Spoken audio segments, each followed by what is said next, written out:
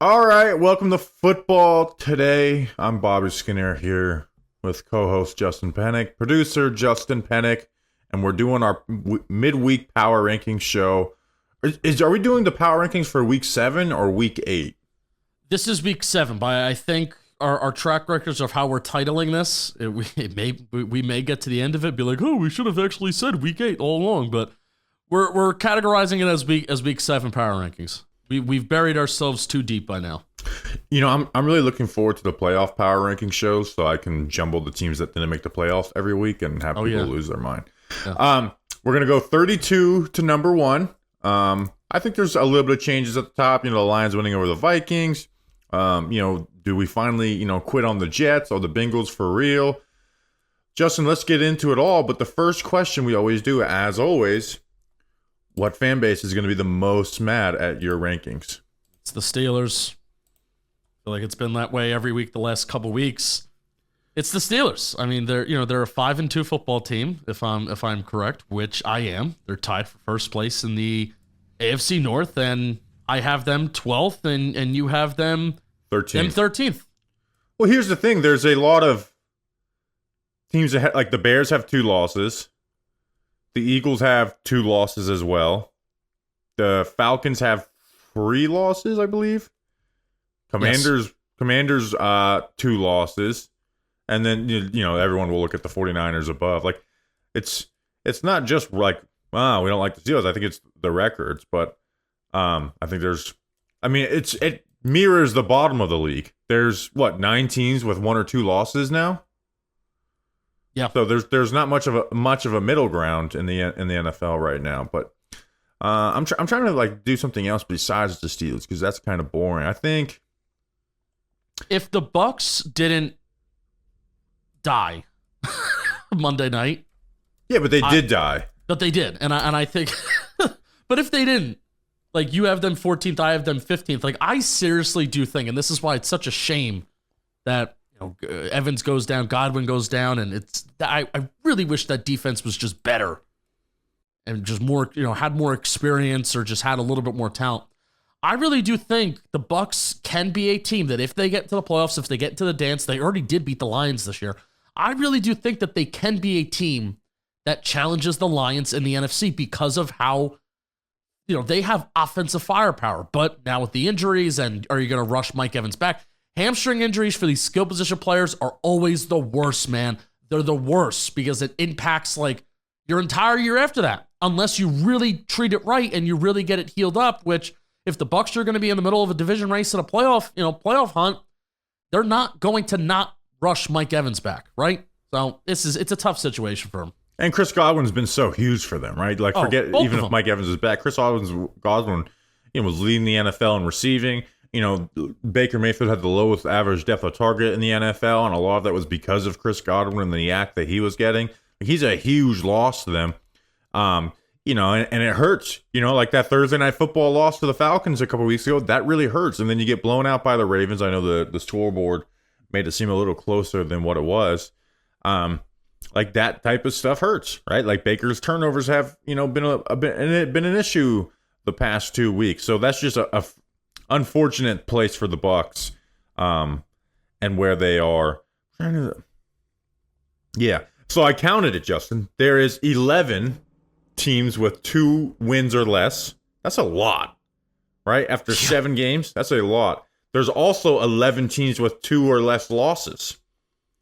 So that's not there's more teams in the low and the high than the mid.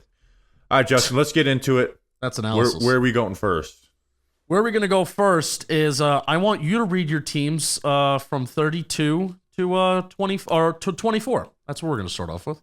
32 until I see a game back with Tua. I'm keeping the Miami Dolphins there. Number 31, I have the Tennessee Titans. Also, although I'm very impressed with my Tennessee Titans, they turned a 5th-round pick into 7 games of Ernest Jones, a 4th-round pick, a 6th-round pick, and Jerome Baker. That's wheeling and dealing right there. That's a Madden type of first 7 games of a GM's career. Number 30, the Cleveland Browns, and famous Jameis 29, I have the Jacksonville Jags. 28, the Las Vegas Raiders. 27, the Panthers. 26, your New York Football Giants. And 25, the New England Patriots. I just think with Drake May, they've got more juice, and that defense needs to play a little better than what it has the past couple weeks, but they are capable. Were you reading off the right rankings? Nope, I'm reading last week's. I was like, I don't have the Jags over the Patriots. All right, 32, the Dolphins. 31, the Titans. 30, the Browns. I was looking at that. I was like, I'm pretty sure I put the Jags over the Patriots because of that win. 30, the Cleveland Browns. I was looking at last week's. 29, the Las Vegas Raiders. 28, the Panthers. 27, the Giants. 26, the Patriots. And 25, the Jags. I was getting ready to be like, I did that? I'm going to have to defend that take? And I'm glad that you corrected me. Yeah, you're welcome. And now I'm going to change the spreadsheet on our end because I have the Browns at 32. I have the Titans at 31, the Raiders at 30, the Panthers at 29. I have the Dolphins at 28, the Patriots at 27, the Giants at 26, the Jags at 25. Bobby, the only team that I really feel the need to talk about in the bottom tier, I mean, you already mentioned the polarity in the NFL with, there's a lot of good teams with there's a lot of teams, I don't even want to call a lot of good teams that have 2 losses. There's a lot of teams that only have 2 losses, and there's a lot of teams that have 2 or less wins in the NFL. And I think the only team that's really worth talking about in this tier, Tua's going to come back. So the Dolphins are going to get Tua back. They are 2-4. Are we expecting the Dolphins, especially on offense, because their defense actually hasn't been that bad, are we expecting the Dolphins offense, we're just going to snap our fingers and we're going to get that same old Dolphins offense back that's top 10, top 5 in EPA per play? It's explosive, and Tua's just the missing piece of that. Are we expecting that? I'm expecting it to be obviously a lot better than what it has been, which has been the worst offense in the NFL. But here's the issue is, Justin, when we talked about the Miami Dolphins before the year, before Tua's injury, we talked about, like, man, they got to really ball out the first half of the year because their schedule gets tough down the stretch. And it's too little. Even if it is, it's too little too late with that team. Even if they, they're playing the Cardinals this week, and they're playing the Cardinals at home, they're 3-point favorites, according to DraftKings. Tickets as low as $36. You don't think that if they get to 3-4, that they can get on a little bit of a run and still make this season something? What do you mean by something? Get to like 8 and 9? Yeah, I mean, I'm talking about flirting with the playoff berth. I think they can be playoff picture right now. Well, here's the issue: is with the 17 playoff thing, you can make an argument for everybody flirting with a playoff berth, essentially. But no. My answer is no. I don't think they're going to beat the Cardinals this week. The Cardinals, the Cardinals might lay an egg because they won last game. Then they have the Bills, the Rams. I know the Rams have been very bad, but I think that's not an easy win. The Raiders, Patriots, blah. Then you have Packers, Jets, Texans, 49ers, Browns, Jets. I'm not super in love with them and a good amount of those matchups. So my answer is no. My answer is no. I'm not expecting them to come back and be perfectly what they are. They're a lesser team than what they are last year. They had to make some tough, had some cap casualties. So I wasn't high on the Dolphins going into the year, and I had them missing the playoffs. I don't think they're a contender for them. They can flirt with it because every team in the AFC can flirt with it at this point, but right. I'm not making them part of that. I mean, it is. I mean, in the words of Aaron Boone, even though it's very unlikely, I mean, even NFL.com has them at a 12% current odds of making the playoffs.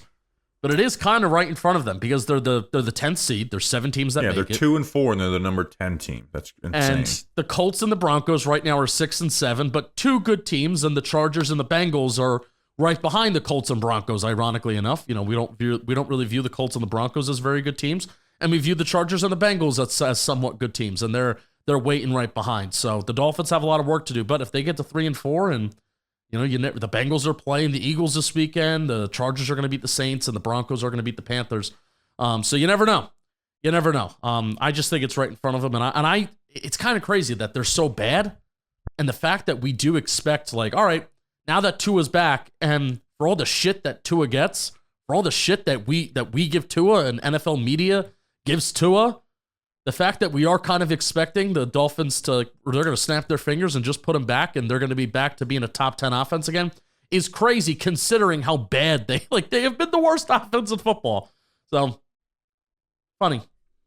Haha. Yeah, it'll be interesting to see. Like, Tua wasn't great coming back from the injuries in 2022. Where were they? Because they didn't like return to form, if you remember, and that year. So they were good, but they didn't return to form. So we'll be interested to see where they're at. All right, Justin, what else is on your mind in this tier? Yeah, I mean that's basically because we do 32 to 25, right? I mean the Jaguars. I don't view them as dead, but are they? Yes. There's just not really entertaining storylines and topics to talk about with these teams. Jameis is going to come in for the Browns and maybe give them a spark. There's nothing really entertaining besides Drake May, which we talked about on Monday's show. Besides Drake May, there's nothing really interesting to talk about with any of these teams. So no, you have 11 2-5 teams, and we just picked the 8 of the worst 11 right there. Yeah. All right, do you want to read off, I reorganized the spreadsheet for you. Do you want to read off your 24 through 17? I'm actually looking at my Google Doc that I add to every single week, and I was looking at last week's. Number 24, the New Orleans Saints. Number 23, the Indianapolis Colts. Number 22, the Los Angeles Rams. 21, the AZ Cardinals. 20, the Dallas Cowboys. 19, the New York Jets. Done. 18, Denver Broncos. And number 17, the Cincinnati Bengals. All right, 24, I have the New Orleans Saints, same as you. 23, I have the Rams of Los Angeles. 22, I have the Colts. 21, I have the Cardinals. 20, I have the Broncos. I cannot put the Broncos ahead of the Cowboys or Jets yet. I'm not there. And I have the Cowboys at 19. I have the Jets at 18. And I have the Seahawks at 17. So you just declared the New York Jets is dead? I'm trying to, they should figure it out. But they keep jetting.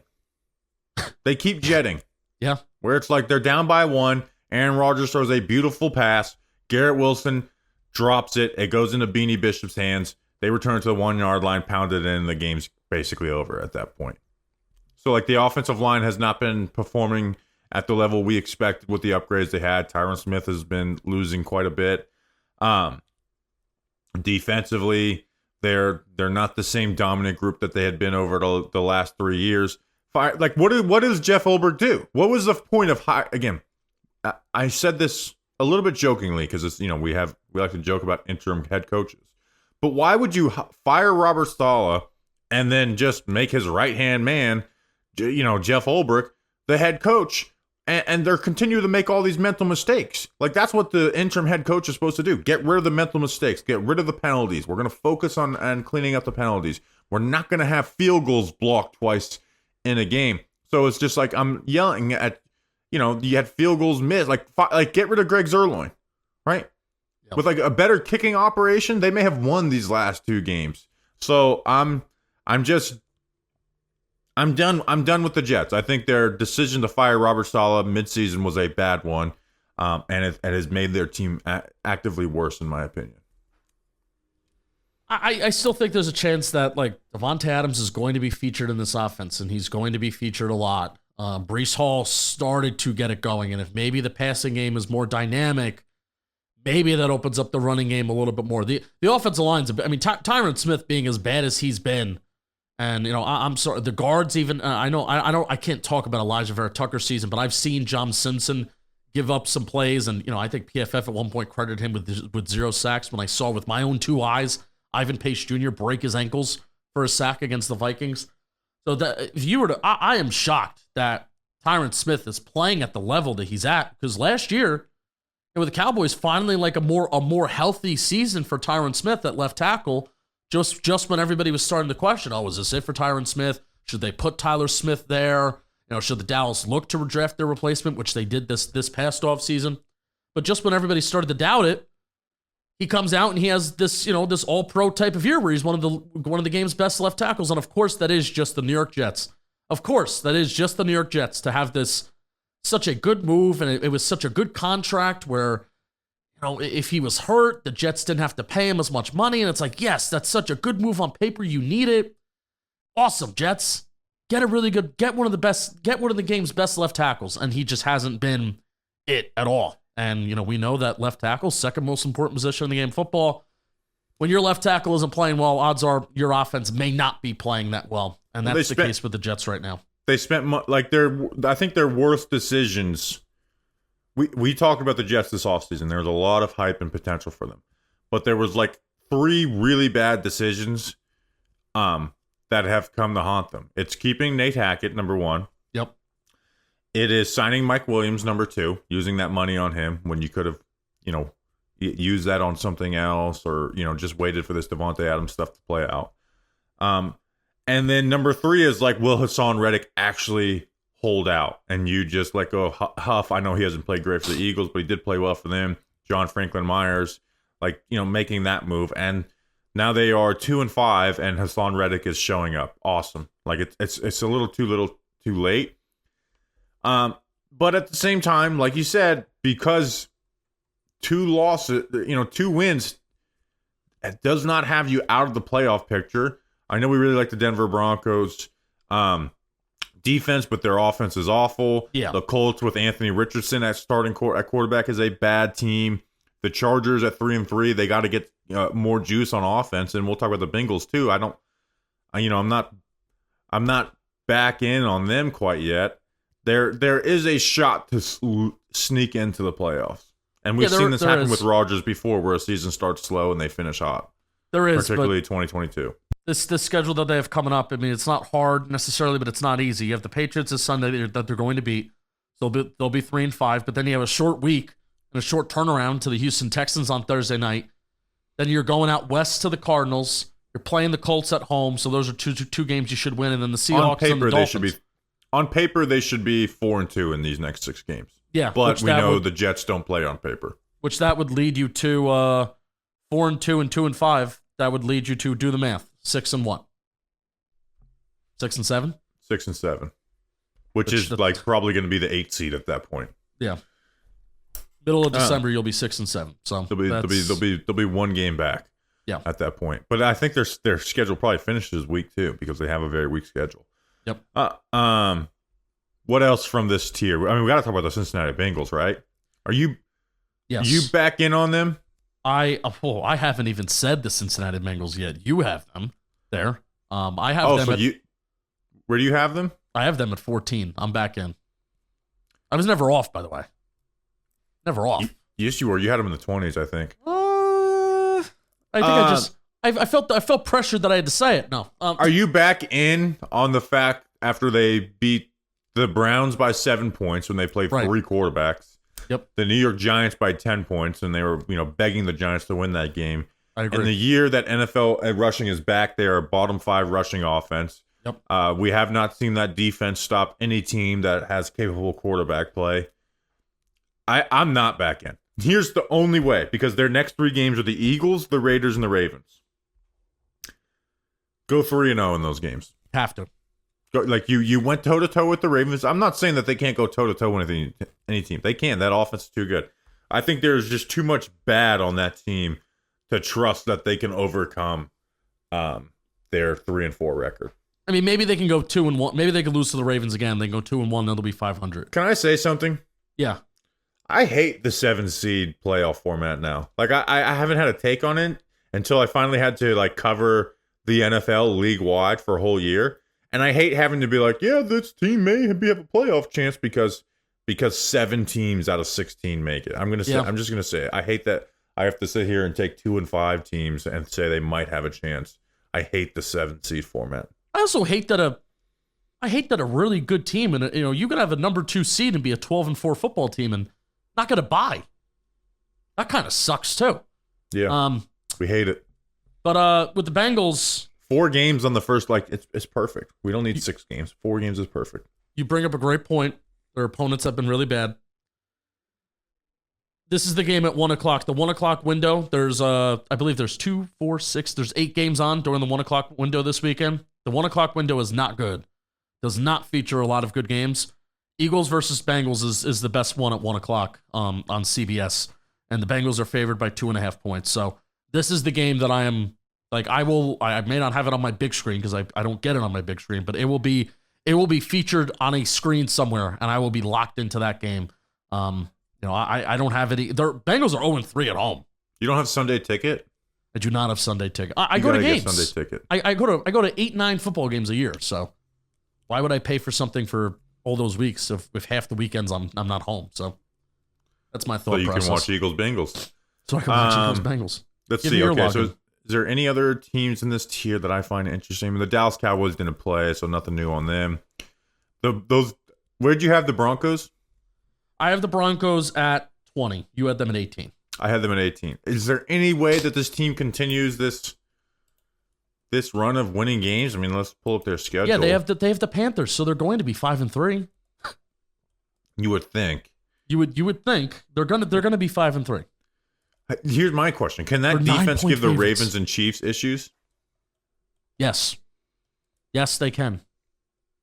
They both of those teams have very similar identities. Now, I do trust the Broncos pass rush to get home against the Chiefs more against the Ravens, excuse me. I trust the Broncos pass rush to get home against the Ravens a little bit more than the Chiefs. Whereas the Chiefs, I think, can win a football game 16-13 against the Broncos, and it's nasty. Versus the Ravens, how disciplined are they going to stay if the run game isn't working and they start throwing Lamar a little bit, and then they get behind the sticks, and then they start throwing the ball more, and they feel like they need to throw the ball more. But Lamar's the perfect quarterback versus those, our guy Ted Nguyen tweeted. It was a funny video. It's like, how do you beat the cover zero blitz? It's like, it's easy. You beat the free rusher, and then you throw across your body for 50 yards down the field, and it's Lamar Jackson. I almost tweeted that with Drew Lock, exactly. So it's just, can that, so you have the Panthers, and you have Ravens, Chiefs, Falcons. I think they can win that game. Then you have the Raiders again, Browns, Colts. I think this Broncos team may be on its way to a playoff berth. Their defense is that good. They're the best. I think they're the Bear. I think the Bears are number one, but I think the Broncos and Bears and Broncos are the two best pass defenses in the NFL. With the Vikings not far behind.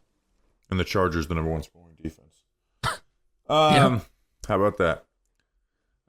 Anything else from this tier? Pat Surtain's got to get healthy. Hopefully he's all right from that concussion. No, nothing else from that tier, Bobby Skinner. And as we go to the top half of the league, you know what I want to talk about? What do you want to talk about? I want to talk about something all right. I want to talk about the DraftKings Sportsbook because there is a chill in the air. There are leaves falling to the ground, and there's football on every single weekend, and that's what fall is all about. You can make each weekend even more exciting by getting into the action with our partners over at DraftKings. They're sponsoring every single week for our Power Rankings series.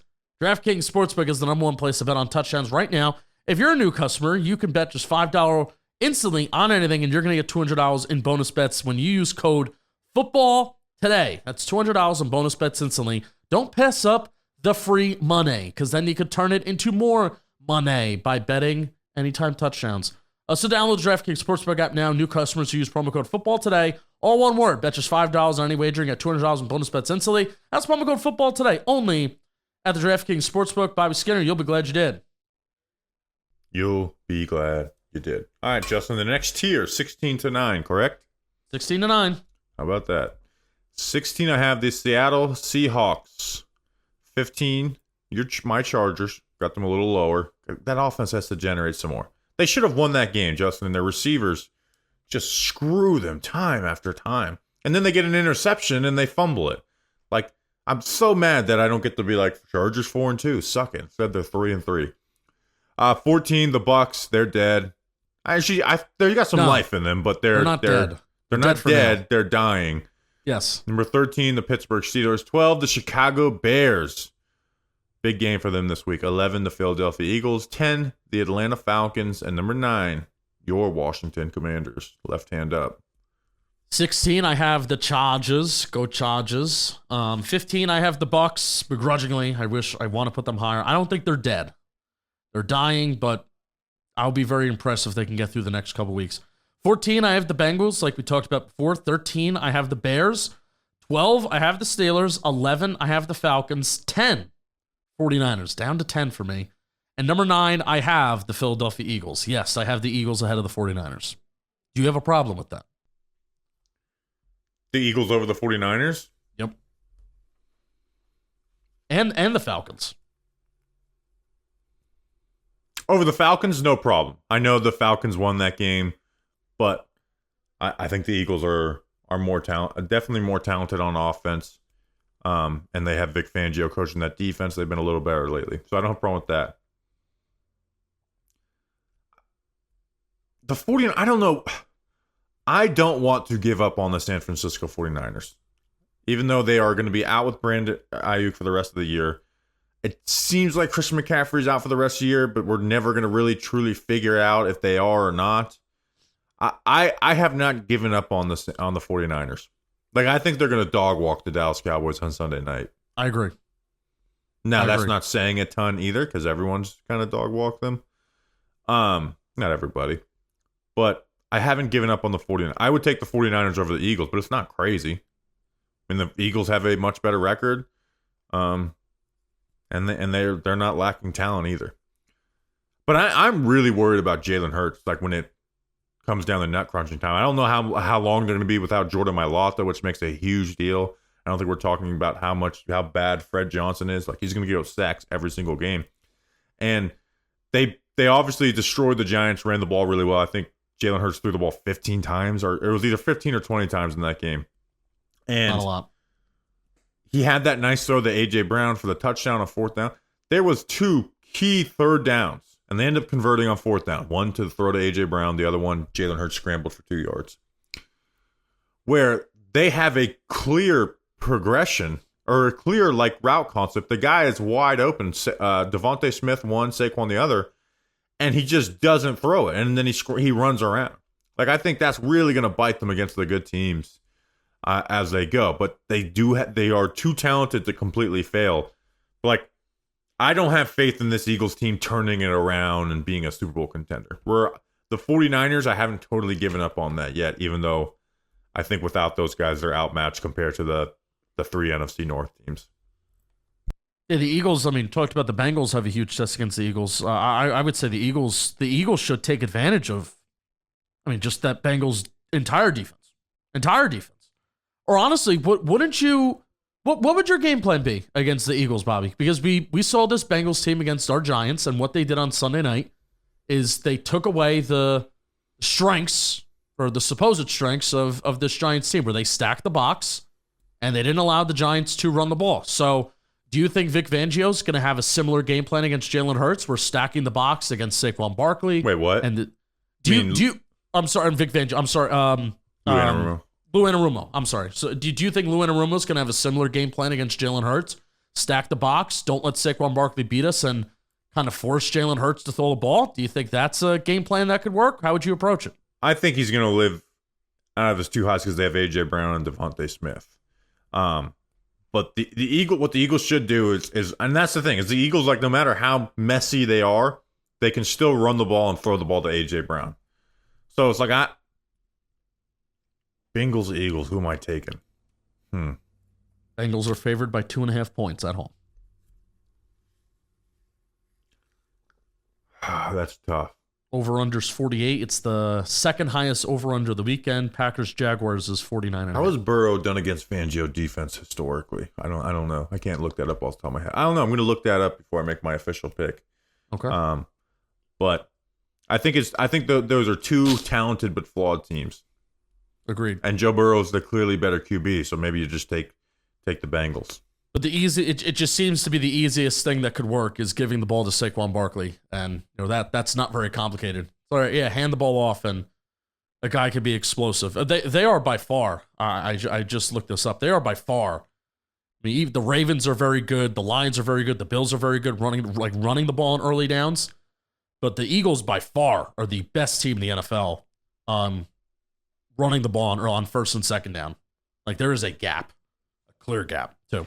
Yeah. Crazy. Lean into that. Where do you want to go next? let's see. What do I want to go to next on mine? So we talked Chargers, Bucks a little bit, Steelers. Bears play the Commanders this week. I don't think Jaden Daniels is going to play, so I guess we won't talk about that. I don't know. I'm kind of interested in this 8-1 tier, to be honest. To be honest with you. For Bears Commanders, the Bears are 0-2 at home. Commanders are 3-0 at home, and it is a Commanders home game. So we'll talk. Maybe we'll talk more about. No, we're not going to talk about that on the preview. So I will ask you this: do you think Marcus Mariota, if he plays against the Bears? I mean, are we just chalking that up flat out as a Bears victory? Or I think the Commanders, with their ability to run the ball, they may have a shot. And Mariota did play well against the Panthers. And it's like, is this just a Kingsbury? Are we talking about a system here? Yeah, I think the Bears win that game. Because the Bears have done well against bad defenses. The Commanders are not a great defense. And I think that Bears defense would give the Commanders issues anyways. I'm a big Bears fan of this game, and that's not just because the Commanders are an NFC East rival. I wish Jaden Daniels was playing. This should be the game of the week as number 1 versus number 2 pick, and I think we're getting robbed of it. We are. I haven't fully checked on Jaden Daniels' health status, so maybe that will change. He didn't practice on Wednesday, so that's not a good sign. Yeah, let's get to this 8-1 because I'm with you. I do want to talk about a lot of these teams. So who's your 8-1? Number 8, I have the San Francisco 49ers. Haven't quite quit them yet. Number 7, the Buffalo Bills. Number 6, the Houston Texans. And by the way, number 7 starts what I think are Super Bowl contenders. Number 5, the Green Bay Packers. Number 4, the Minnesota Vikings. Number 3, the Baltimore Ravens. Number 2, the Detroit Lions. And then number 1, the Kansas City Chiefs. The Chiefs, this was a week where you thought they might lose that number 1 spot. They keep it. What do you got? So we have the same top 2 teams, and then everything else is different. Commanders, I have 8. Texans, I have 7. That's not very different. Commanders, I have 8. Texans, I have 7. Packers, I have 6. Vikings, I have 5. Ravens, I have 4. I put the Bills all the way back up to number 3, where they were a couple weeks ago. I have the Lions at 2 and the Chiefs at 1. So Bills is the biggest difference that we have this week. It's a difference of 4 spots. You have them at 7. I have them at 3. I know they play the Titans, and the Titans aren't that good. And the Ravens did beat them by a good amount, too. I just think the way that Allen threw the ball, where he threw the ball, who he threw the ball to, and how he threw the ball to them against the Titans, I think Amari Cooper is going to open up this offense for everybody involved. Where it's like, Keon Coleman is your number 1, and Dalton Kincaid getting a lot of targets. It's like, having to solely rely on running the ball, not great. I just think Cooper is just, we've talked about it, and I'm not breaking any news here, but I just think Cooper changes every single facet of that offense, and between the passing game, the running game, the underneath game, the deep game, it's just going to change so much because he is the perfect player for any offense. And the fact that he's going to this offense, I think it puts them back in that top 3, top 4 mix of NFL teams. Definitely, like Amari Cooper makes a huge difference. If you pick them to win the Super Bowl right now, I don't think anyone would blink. Josh Allen's playing really well outside of the Texans game, really. Like they are a force to be reckoned with. Josh Allen, right? Mr. Turnover, hasn't thrown an interception. Has not thrown an interception yet. Pretty wild. It's just they did get blown out by the Baltimore Ravens. They lost to the Houston Texans. And they beat the Jets and the Titans the last 2 weeks. So it's like those games matter to me. That's why I put them below those teams. But they were my number 2 team before those 2 games, and then they added Amari Cooper. Like Bills. This is a Super Bowl caliber team. Yeah, I also think the Texans, Ravens, and Chiefs are as well. I agree. Yeah, for sure. Texans, man. we talked about it on Monday's show. They relied on third down, and they were awful on third down. Like they were flat out awful on third down against the Green Bay Packers versus different blitz looks. Nico Collins should be back at some point, correct? Let's look it up. You keep talking, and I'll look it up. Like they're saying he's on track with his recovery.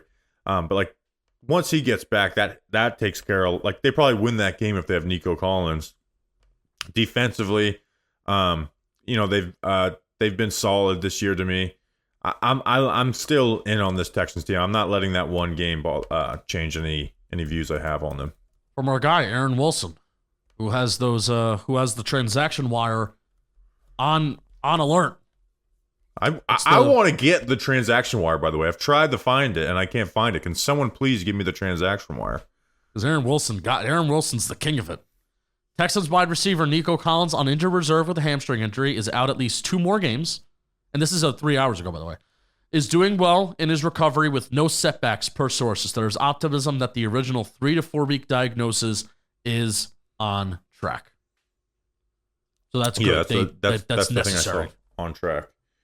I want to get the league wire. Does anyone out there know how you get the league wire? Because I tried. I searched it. I searched it for like 20 minutes trying to find the NFL transaction wire, and I can't find it. Because he is the king of that stuff, and I want to be the king of that stuff for the New York Giants. Where is where are the Texans ranked in EPA per play on first and second down? 31st. They're 25th.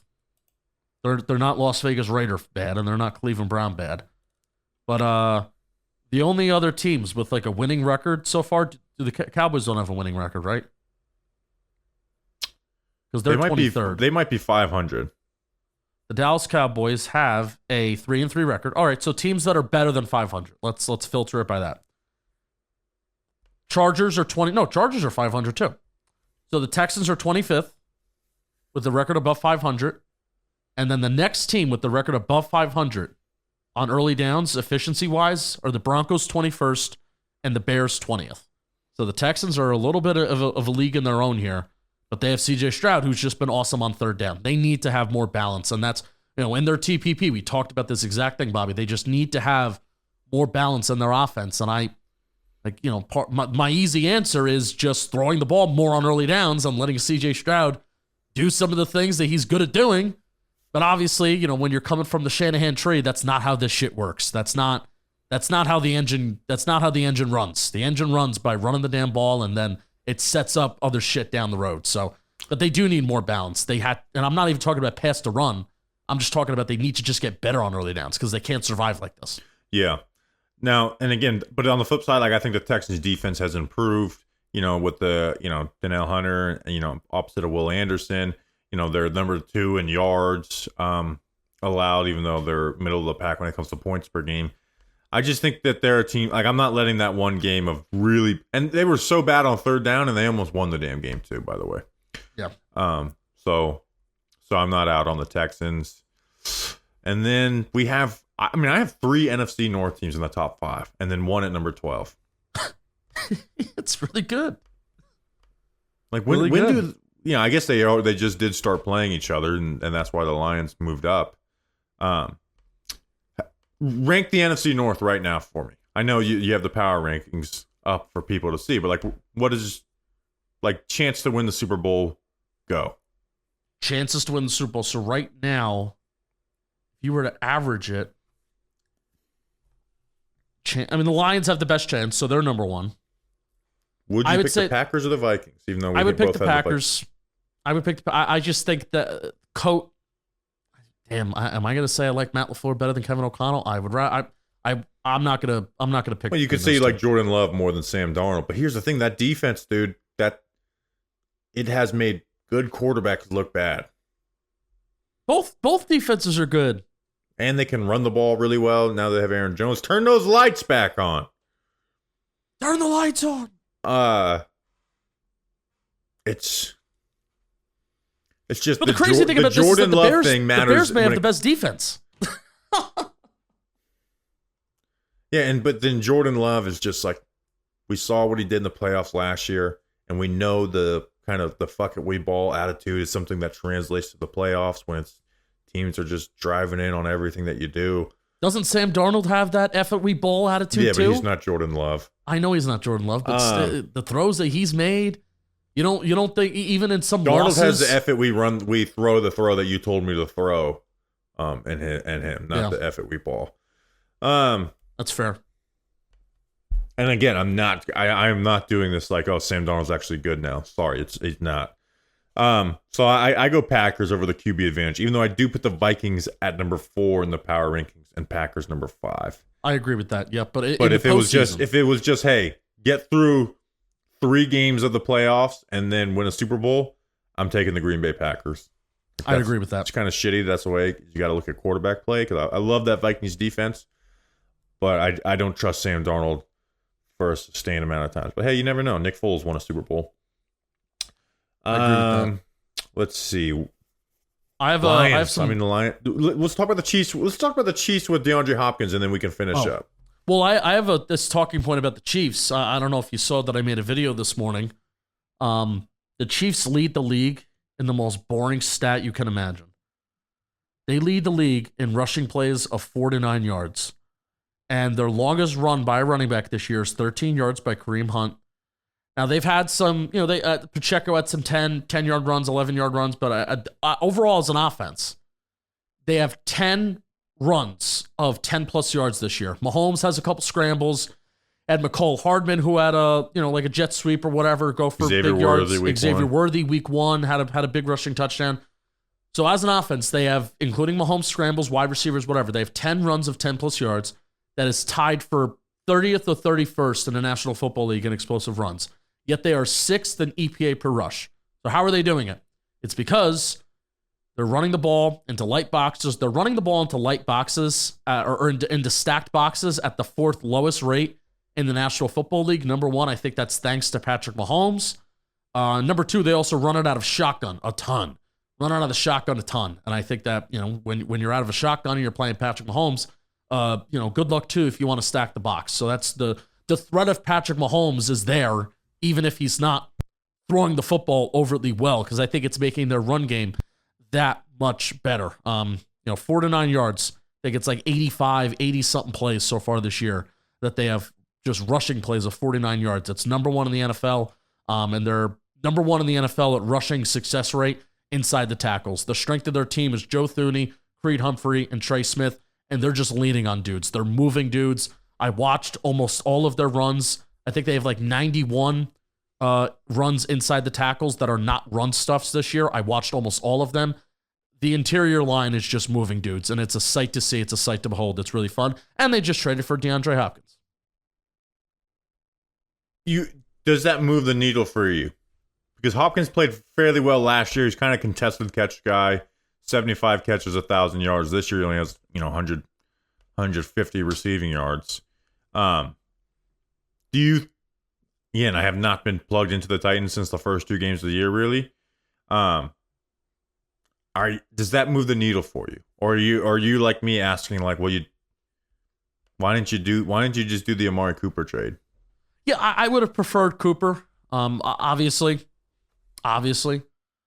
but it makes their passing offense more reliable. I mean, this is still a guy that caught 75 balls last year. I think he's going to be a weapon inside the red zone, which is huge because they were kind of using Rashee Rice like Travis Kelce in his prime with getting a lot of yak. Now, DeAndre Hopkins is not going to be that, but I still do trust Andy Reid, whether it's deep down the field, like he's been used in Tennessee and getting a good amount of deep targets, but especially in the red zone. Like I trust that DeAndre Hopkins, I don't think he's going to be great, and I don't think he's going to turn into, back into like the 2020 Hopkins where he's catching over 100 balls for 1,500 yards and shit like that. But I still think he can finish off the year with 60-plus catches and have a really solid impact for this Kansas City Chiefs. But I don't think their identity changes at all. Like, I don't think they start throwing the ball more or anything like that. I think they stick with their identity, but they just acquired a good wide receiver that they really need.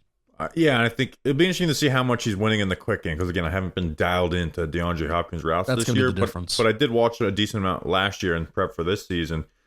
And I mean, they targeted him deep down the field 30% of the time. Like it was basically like the only Titans offense they had was throwing the ball deep to DeAndre Hopkins and then handing the ball off to Derrick Henry 25 times per game while teams stacked the box with 9 guys. And that really hasn't happened this year. Will they be able to get that? But I'm more keyed in on how big of a part of their third down plan is he, more so than deep targets. You want to hear a nasty stat? What's a nasty stat? I mean, a nasty DeAndre Hopkins stat. I mean, he has 15 catches, 21 targets this year, which is nothing much. 173 yards, 11.5 yards per reception. According to PFF, he's averaging 0.4 yards after the catch per reception. 0.4 yards. We'll see if that's Will Levis or if that's DeAndre Hopkins. But yeah, I don't know. I don't know. I'm not judging anything, but that's yucky. That's very bad. That is bad. And this show is good, in my opinion. And we'll be back on Friday. What are we doing Friday, Justin? I don't know yet. Stay tuned. Right. Yeah, you got to tune in to find out. How about that? We'll see you then. Until then, this is Football Today.